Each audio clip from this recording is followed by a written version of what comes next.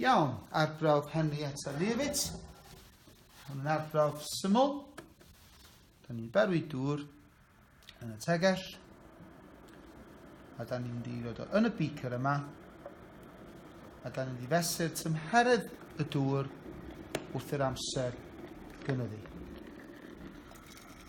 Mae'r newidyn annibynnol a'r dibynnol. Da chi'n cynllunio hwnna. Okay.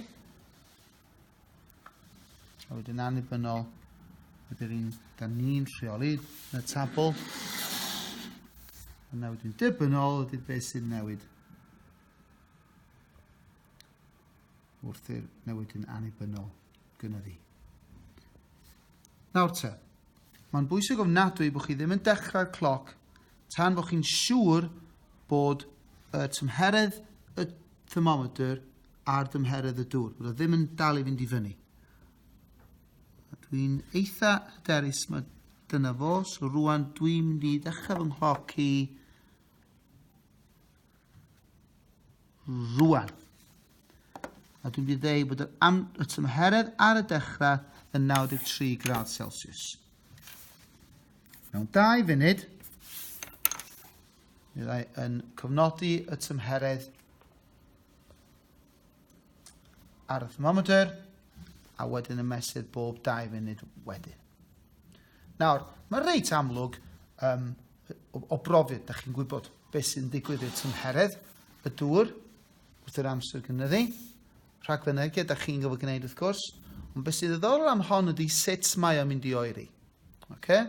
Pan fyddwch chi'n plotio graff o tymheredd yn erbyn amser, y cwestiwn diddorol yn yr arbrawf yma ydy, beth yw siâp y graff? Ydy'r tymheredd yn mynd i ostwng yn gyson? Rydych chi'n gallu gwneud syth fel yna? Neu ydy'r cyfradd oeri yn mynd i leihau? Neu ydy'r cyfradd oeri yn mynd i gynyddu? Felly, da chi'n gwybod mesur yn ofalus fanna i weld beth ydy siâp y graff. Be da chi'n di ddarganfod? O ran diogelwch, gwnewch yn siŵr wrth gwrs bod chi ddim yn cyffwrdd y beaker ar ôl chi roed y dŵr yno fo, neu bydd chi'n llosgi'ch bysedd. Okay? A ddim yn symud yn sydyn o gwmpas y beaker rhag ond bod chi'n taro'r beaker drosodd. Okay? Felly unwaith mae di osod, cadwch draw o'r beaker a just edrych ar tymheredd y dŵr ar y thermometer. Nawr, mewn rhyw 20 eiliad, mi fyddai'n barod i fesur tymheredd y dŵr, fedrwch chi weithio efo'ch partner a bydd un falle yn gweiddi lawr rwan o'r 10 eiliad, 10, 9, 8, 7. So bod y partner arall yn barod i fesur pan mae'n cyrraedd 2 munud.